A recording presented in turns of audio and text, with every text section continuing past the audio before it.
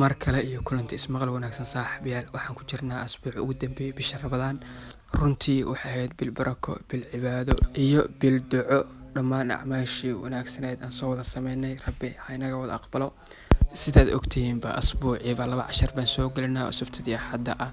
Marka maadaama maanta ay Axad tahay, asbuuc ugu dambeeyay bisha Ramadaan ay tahay, insha Allah asbuuca dambe soo socda Rabbi idmo Sabtida iyo Axadda nagu soo foodle. Waxaan rajeynayaa nagu ciidaysan ama ciidnay oo wanaag iyo khayr iyo baraka iyo badqab aan ku ciidnay inaan soo laaban doono haddii Rabbi idmo. Marka inta ka soo horeysa waxaan idin leeyahay ciid mubaarak.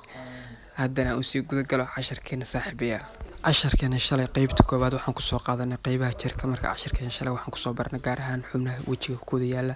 Maantana jirka intiisa kale aan u gudbaynaa saaxiibayaal. Meretu somatos body parts qaybaha jirka. ciwaankaana casharkeena shalay ciwaan buu ahaa insha Allah hal casharo dambo oo asna waxa weeye aan gadaal ka soo wado asna ciwaan buu noqon doonaa. Marka shalay maadaama ciwaan inoo ahaa ma marin oo macnaha ma ku dhawaaqin oo macnaha waxa weeye macnaha isticmaalkiisa amsada lagu dhawaaqiyo dhigina ma soo gaarsiin waa ka xumay laftiga. Marka dambe aan dib casharka u daawaday baan arkay inaana waxa weeye ana carabka marin. Kefale head madaxa lemos neck luqunta ama surka almost shoulder garabka stethos chest xabadka ama laabta waa meeshaas fallaartu tilmaamayso saaxiibayaal. Stomach caloosha meesi waiste dhexda waa meesha dhexda saaxiibayaal u jeedaan cabir ku xiran yahay.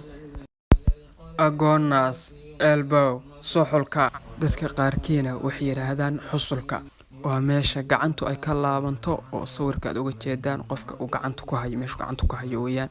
Marka saaxiibayaal maanta casharkeen intaas ku eegyahay inta kale qaybaha kale jirka harsan casharkeena soo socdo insha Allah baan ku soo gabagabeyn doonaa haddii Rabbi idmo. waa ana Xaaji Yuusuf waxaan idin leeyahay marna guusha ka raja dhiganina saaxiibayaal like subscribe nagu saacida. waxaan idinkaga tagay salaanta islaamka. Assalaamu calaykum waraxmatullaahi tacaala wabarakaatuh. Waana asbuuc ugu dambeeyay bisha Ramadaan.